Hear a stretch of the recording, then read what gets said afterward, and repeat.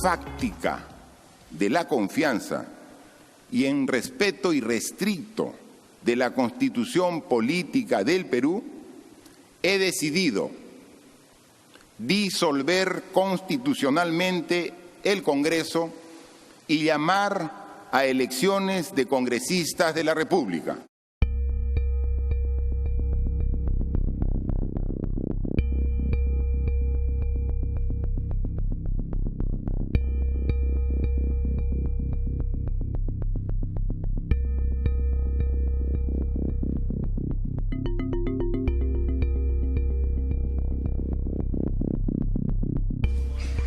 Con relación al proceso competencial promovido por el Congreso de la República contra el Poder Ejecutivo a raíz de la disolución del Congreso de la República, como se anunciara el día 17 del mes en curso, el Pleno del Tribunal Constitucional, en la sesión de la fecha, con la asistencia de todos sus magistrados, acordó, primero, por unanimidad y por consiguiente, con el voto de los magistrados Blume Fortini, Miranda Canales, Ramos Núñez, Sardón de Taboada, Ledesma Narváez, Espinosa Saldaña Barrera y Ferrero Costa, así como los respectivos fundamentos de voto, admitir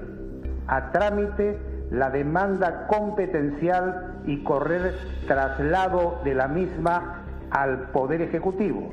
Es decir, disponer se notifique al Poder Ejecutivo a los efectos que en el plazo correspondiente conteste la demanda de acuerdo a su derecho de defensa.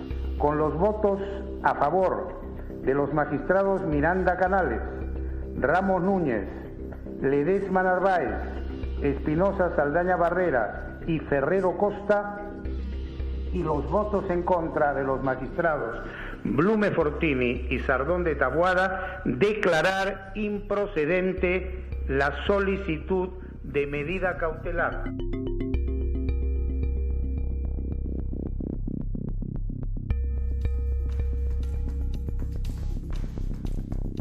Muy buenas noches, soy Omar Mariluz y esto es Quien Tiene la Razón. Y bueno, el Tribunal Constitucional finalmente votó por unanimidad. Los 7 magistrados estuvieron a favor de que el Pleno del TC, el máximo órgano de interpretación de la Constitución, acepte la medida competencial, la acción competencial que presentó el presidente de la Comisión Permanente, Pedro Olaechea, para determinar si la disolución del Parlamento que aplicó, que empujó el presidente Martín Vizcarra, se ajusta o no se ajusta a la Constitución. Ojo, pero estamos empezando recién un largo camino ya en este órgano, porque han admitido la acción. Es decir, los magistrados, los 7 magistrados, ahora van a darse al trabajo de evaluar si esto fue constitucional o no fue constitucional. No han aceptado o no han sentado posición sobre nada. Pero otro tema clave que también se rechazó por 5 votos a favor contra 2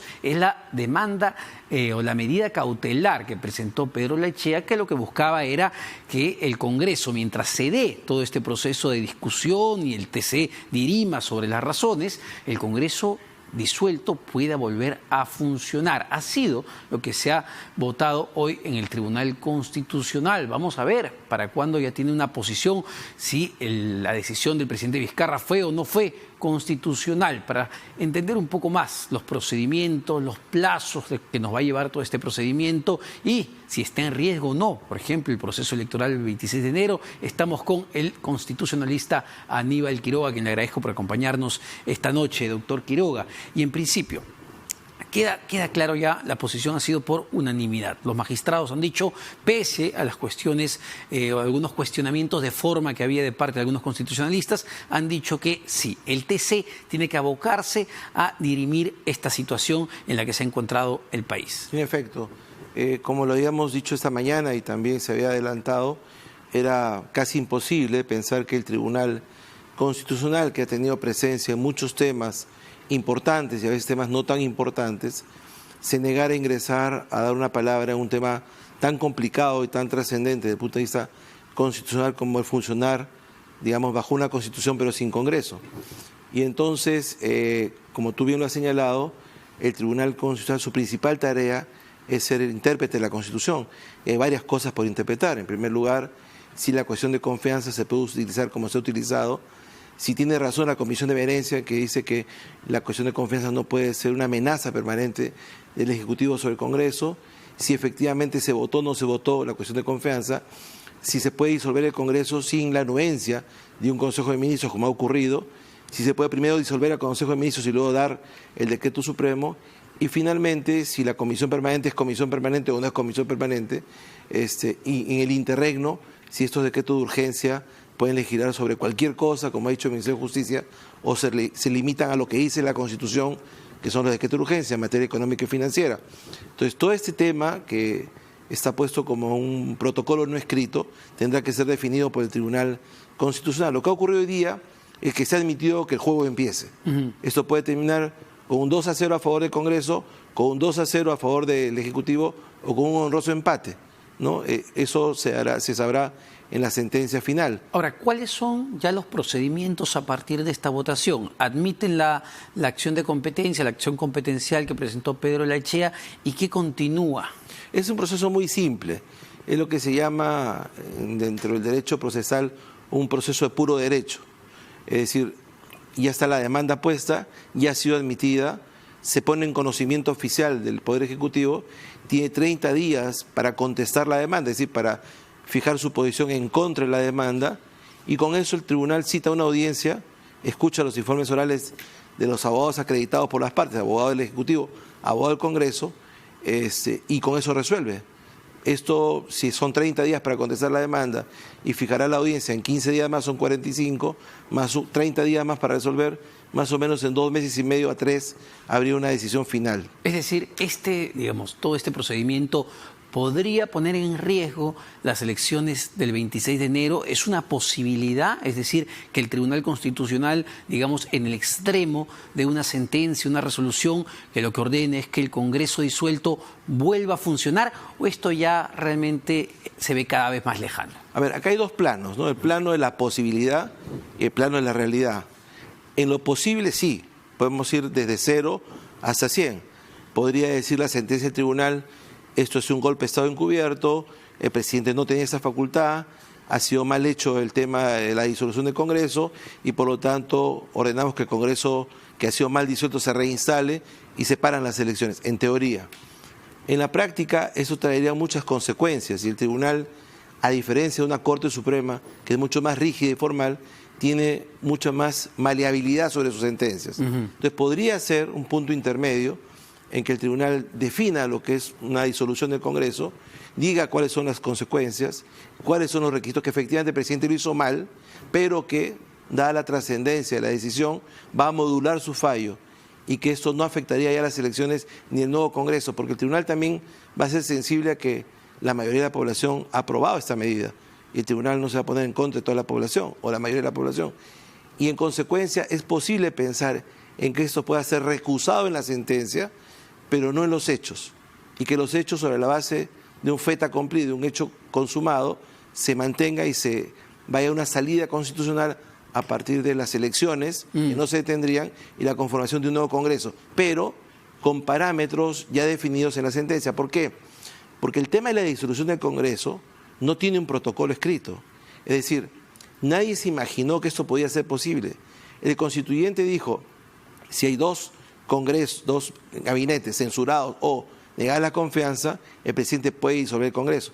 El constituyente pensó que este era un entente permanente, nunca pensó que esto se iba a dar y por lo tanto no hay un protocolo escrito para eso. Por ejemplo, nadie sabe si la comisión permanente es la misma comisión permanente de que trata el artículo 119 o es una comisión permanente, como algunos quieren leer, solo reducida a una mesa de partes, porque algunos, ahí donde el 135 dice, la comisión permanente, entre otras cosas, recibe los decretos de urgencia, los estudia y los presenta al nuevo Congreso, leen un solo.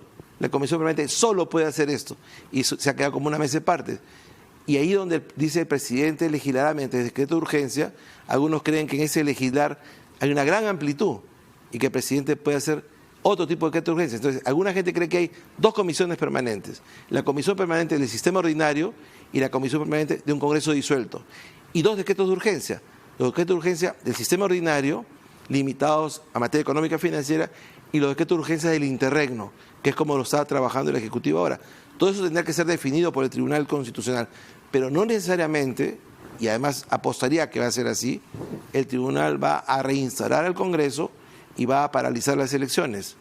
Por más que defina esto como un error o como un cuasi golpe de Estado, o probablemente podría llamar hasta un golpe de Estado, no va a paralizar esto en aras de tener una sentencia que sea productiva para el país. A ver, claramente este Tribunal Constitucional en su sentencia, en su resolución, va a tener varias cosas que zanjar, que interpretar, que clarificar para evitar este tipo de interpretaciones donde hemos escuchado a varios expertos opinar de un lado, de un sentido y de otro sentido. La votación que se dé, si por ejemplo es una votación de 4 contra 3, ¿implica o tiene algo que ver en la implementación de la sentencia? No, porque la ley dice que con 4 votos hay sentencia. Entonces, 4 votos, 5 votos, 6 votos o 7 votos son sentencia. Hay un efecto cualitativo. 7 votos implica que hay unanimidad, o sea, no hay ninguna discrepancia. Pero el tribunal puede discrepar, con 4 o 3 hay sentencia, jurídicamente hay sentencia. Y así se maneja el tribunal y todos los tribunales permanentemente. Lo que va a ser interesante es leer cuál es la fundamentación que tenga el tribunal para definir todo este periodo, ¿no? Desde la crisis constitucional, el tema del enfrentamiento entre el Ejecutivo y el Congreso, la propia disolución del Congreso, justificar o no la disolución del Congreso, censurar o no la actuación del presidente Vizcarra y cuál va a ser la salida que le dará a esto, ¿no? Una suerte de sentencia modulada, porque como le repito, las sentencias del Tribunal Constitucional, como de la Corte Interamericana, tienen un efecto mucho más maleable, son mucho más adecuables a la realidad. No tienen ese formato tan rígido que tendría una sentencia de la Corte Suprema. Para usted sí, lo que hizo el presidente Vizcarra constituyó un golpe de Estado. Sí, así lo he escrito, así lo he dicho y así lo sigo sosteniendo, porque no se puede disolver el Congreso cuando están diciendo que sí, entendiendo que es no. No se puede entender que hay una negación fáctica, porque eso no está escrito en la Constitución. Habría que reescribir la Constitución y no se puede disolver el Congreso sin tener la aprobación del Consejo de Ministros. Ahora, pero y luego sacarlo con un decreto supremo solo firmado por el nuevo presidente del Consejo de Ministros. Ahora, pero también, digamos, en ese sentido que ya el Tribunal Constitucional tendrá que interpretar si se puede asumir una denegación fáctica a partir de las acciones y no de los votos, también tendrá que definir muy bien qué se entiende por darle el voto de confianza. Claro. También hemos visto que este Parlamento le daba el voto de confianza, pero en la práctica terminaba siendo otra cosa. Lo que pasa es que el Ejecutivo asoció voto de confianza con aprobación de la norma. Y ahí yo tengo una discrepancia. Yo creo que el voto de confianza es la ratificación del funcionario, pero que no vincula al Congreso a aprobar la norma. Porque si el voto de confianza tradujera a aprobar la norma, en realidad lo que estaremos diciendo es que el Congreso pierde la capacidad de legislar y la adquiere el Congreso. O sea, voto de confianza más proyecto de ley igual a ley. Con lo cual trastocaríamos el tema y diríamos, el Ejecutivo le basta ponerle el sello de cuestión de confianza para que esté legislando el Ejecutivo. Y mucho mayor sería, mucho más grave sería pretender hacer una reforma constitucional de esa manera. Yo creo que ahí el tribunal va a tener que definir qué es la cuestión de confianza y cuál es el efecto con el proyecto de ley. Pero lo que no puede hacer, creo yo, el presidente de la República es decir, me han negado la confianza cuando se la han dado. Hay un acta que dice, entonces ahí viene la interpretación diciendo, no, bueno, pero en los hechos me la han negado, han vaciado de contenido, y hay toda una interpretación que yo no encuentro contradictoria, porque quienes sostienen eso, luego dicen, no, la Comisión Permanente no puede presentar la acción competencial porque en el inciso J del apartado 13 del artículo 42 del numeral 5 se dice que el Pleno, ¿no?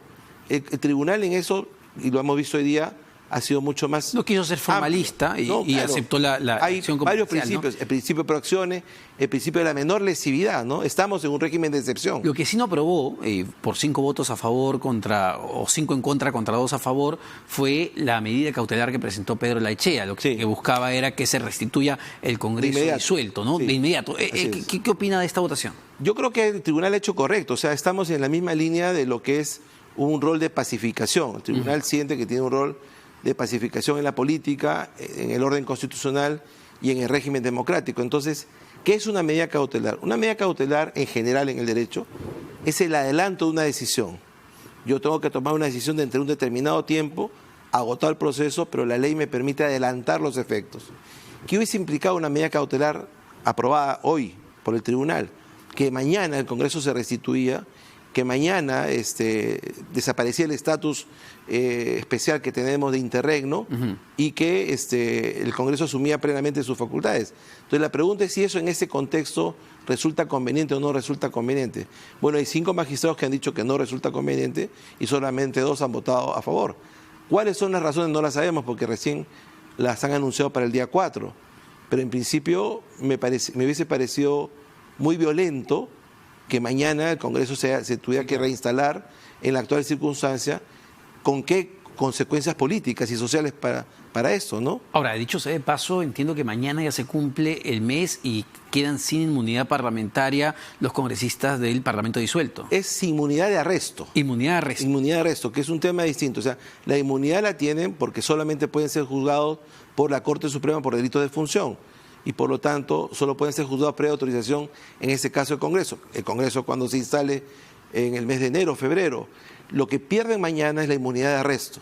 O sea, si cometieran un delito fragante o se autorizara su procesamiento, podrían ser detenidos sin esperar la autorización de la Cámara. Ahora, pasemos a otro tema donde usted, doctor Quiroga, está mucho más involucrado, que tiene que ver con la defensa en el plano constitucional del caso de Keiko Fujimori, porque hoy también el Pleno del Tribunal Constitucional votó, entiendo, en mayoría, de que Marianela Ledesma, la magistrada, se aparte, que no se aparte del caso de Keiko Fujimori, porque la defensa, entiendo, la abogada Juliana Loza había dicho que Marianela Ledesma, al plantear esta denuncia de que había presiones fujimoristas para votar en un sentido, había adelantado ya su posición. Pero me decía justamente en el corte que esto no era viable. No, porque la ley no prevé la recusación. Y entonces, por principio lógico y por estrategia, uno debe pedir algo que sabe de antemano que le va a ser negado, ¿no? Entonces, si la doctora Ledesma no decide excusarse y no considera que hay una causal de inhibición en lo personal, no hay legalmente instrumentos para apartarla del proceso. Entonces, yo creo que era mejor que el tribunal siguiera como está y que votara lo que tenga que votar según corresponde en derecho, ¿no? Ahora, si adelantó opinión o no adelantó opinión, es algo que ella misma tendrá que responder sin pectore, ¿no? Pero la ley no prevé la recusación de los magistrados del Tribunal Constitucional. Es una cosa que todos sabemos. Ahora, pero con la disolución del Parlamento, el caso de Keiko Fujimori en el TCE, en el Tribunal Constitucional, de alguna manera ha quedado en segundo plano. Entiendo que el propio presidente Blume... No solamente el caso de Keiko, todos los casos importantes del tribunal y los no importantes han quedado en segundo plano, porque el tribunal tiene 2 temas ahorita. Por un lado, está el tema del proceso competencial, que es el proceso histórico en el cual el tribunal tiene que pronunciarse para saber si en un régimen democrático se puede disolver el Congreso como se ha hecho. Pero por otro lado, al interior del tribunal hay un juego de las sillas, porque de los 7 magistrados, 6 tienen mandato vencido y no van a poder ser reemplazados sino hasta el próximo Congreso, si es que se logran la mayoría de 87 votos en el próximo Congreso. Eso será entre marzo y abril en el mejor caso. Entonces, si solo se eligen algunos, como ocurrió, como se intentó hacer, el asunto es quién sale primero. Y entonces hay un juego de las sillas internas, hay un juego de poder interno, con el cual es mejor no meterse. Es un tema que el tribunal tiene que arreglarlo por sí solo. Y claro, los casos que están pendientes de resolución se terminan alterando. Entonces, esto que podría haberse resuelto ya ha quedado rezagado en la cola porque hay temas más complicados en el tribunal, como la acción competencial o como el propio juego de poder interno de saber quién sale primero. Dijeron no, que sale el más joven. El más joven dijo no, que sale el mayor. Y entonces entre ellos mismos es como el juego de los niños de las sillas, ¿no? Hay 6 sillas y hay 7 personas, entonces alguien se tiene que quedar sin silla. Ahora, sin embargo, el ponente de la causa de Keiko Fujimori es el presidente del TC, el magistrado Blume. Entiendo que para que esto se vea, él primero tiene que presentar su ponencia, es decir, claro, para entender cuánto tiempo puede demorar el caso de Keiko. Bueno, hay casos que han demorado 1 año, ¿no? Espero que no demore tanto, pero en un órgano colegiado, en donde hay varios jueces, ¿no? Digamos, están los juzgados unipersonales donde el juez decide por sí entre sí, solo consulta con su almohada. Pero en un órgano colegiado donde hay 3, 5, 7, y normalmente son números impares para evitar el empate, la voluntad de la Corte se hace por la suma de las voluntades, como un directorio. ¿no? Todos acá estamos en una sala, usted vota, yo voto. Si todos estamos conformes, hay una votación. Si no estamos conformes, hay una discordia. Entonces, en un órgano colegiado, normalmente el trabajo, ¿cómo se hace? Viene el expediente y uno de nosotros 4 es el ponente, es decir, que estudia el tema y que propone, ¿no es cierto?, una solución. Si usted está de acuerdo, la firma de inmediato, ya somos 2. Si el señor está de acuerdo, la firma, y si el señor no la firma, somos 4 y hay sentencia.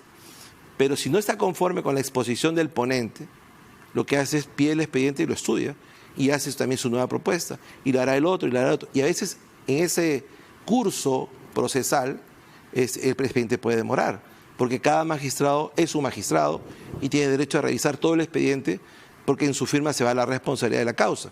Es decir, el ponente tiene una iniciativa a la cual se pueden plegar o pueden disentir los demás. Es decir, ni el ponente, que en este caso es el señor Blume, tiene un mandato de presentar su ponencia en un tiempo determinado, ni los otros magistrados. Sí tiene la obligación de presentar en un tiempo determinado, pero puede pedir una prórroga, y una vez que la presente, los otros magistrados se pueden plegar, estamos de acuerdo y te aplaudimos, o no estoy de acuerdo y quiero hacer mi propia posición por escrito, ¿no? Lo que sea un voto singular o un voto discordante, dependiendo. Ahora, ¿cuál es el sustento, digamos, porque que usted ha planteado cuando ha ido a discutir este tema en el Tribunal Constitucional para que Keiko Fujimori salga en libertad?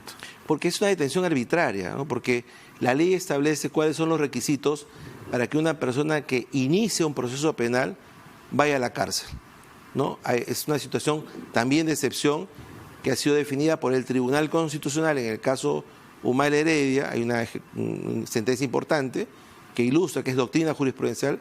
Hay un pleno casatorio de la Corte Suprema que dice lo mismo. ¿Son casos similares el Humala Heredia al caso de Keiko? Es decir, podemos extrapolar, si el TC en ese momento votó de esta manera, otorgándole la libertad, ¿tendría que votar en el mismo sentido? Dice exactamente lo mismo y son los mismos criterios. Lo que pueden variar son algunos hechos, ¿no?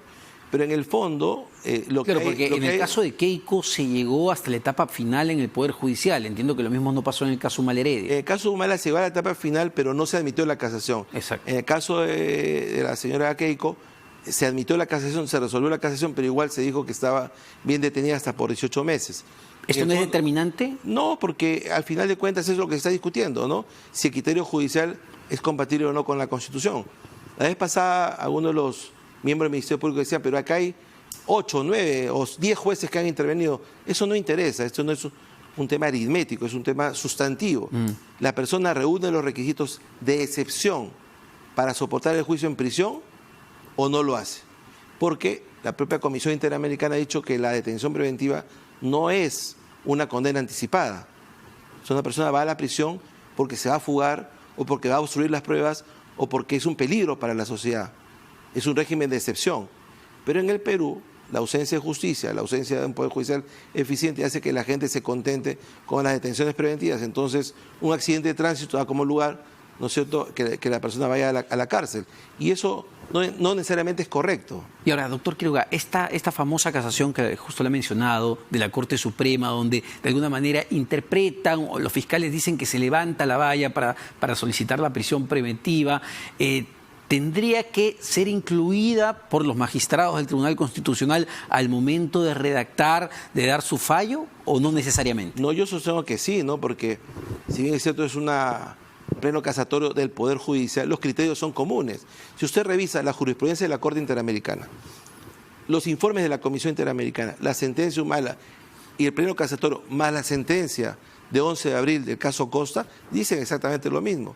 El régimen de detención es excepcional y solo se justifica cuando se cumplen de manera estricta todos los requisitos de ley. En los demás casos no se puede extender. Y una persona naturalmente debe afrontar un proceso en libertad, garantizando que va a comparecer. Pero si la comparecencia está garantizada, no se justifica la detención. Es la última razón, es el último de los recursos. Eso lo dicen todos. El asunto es cómo se aplica en la práctica, ¿no? Y cómo a veces los fiscales sacian y los jueces sacian la sed de venganza o la sed de justicia o la necesidad de justicia metiendo a la cárcel a la gente con la sola prisión preventiva. Pero el propio sistema interamericano ha dicho que eso no es correcto. Y uno de los países donde más se abusa de la detención preventiva es el Perú. Está por escrito en los informes de la Comisión Interamericana. Entonces, la detención de las señoras Keiko Fujimori califica, en mi concepto, y el concepto del doctor García Belaúnde como una detención arbitraria y por lo tanto inconstitucional. La prisión preventiva, y este enfoque lo he escuchado, cree que se ha usado como un mecanismo de presión y de investigación por parte de los fiscales más que como una medida de cautelar. En algunos casos no me queda ninguna duda que sí, porque lo han dicho ellos mismos, ¿no? Han dicho que están siguiendo el modelo brasilero en donde detienen a mucha gente y lo aprietan para que esa gente produzca pruebas respecto a los demás. En algunos casos creo que sí. En el caso concreto que a mí me ha tocado revisar, lo que creo es que no se cumplen los parámetros legales de excepción. La detención preventiva es una excepción. El género es estar en libertad mientras uno comparece en el proceso. Si al final es condenado, va a la cárcel y eso no tiene ya ninguna posibilidad de ser cuestionado. Pero acá no estamos hablando de una condena, estamos hablando de una detención que al mismo tiempo es una medida cautelar. Ahora, doctor Quiroga, desde el punto de vista constitucional, nos alejamos un poquito del caso Keiko, pero desde el punto de vista constitucional, los fiscales están en la potestad de solicitar la suspensión, en el caso del partido Fuerza Popular, o la disolución de un partido como se ha solicitado para el Partido Nacionalista. Eso la verdad es que yo no lo sé, porque yo no soy penalista y eso es parte del nuevo proceso penal y de las nuevas regulaciones penales. No tengo una opinión formada sobre eso, ¿no? Yo he llegado hasta el punto de analizar si la detención preventiva o provisional en juicio es una medida constitucional o no.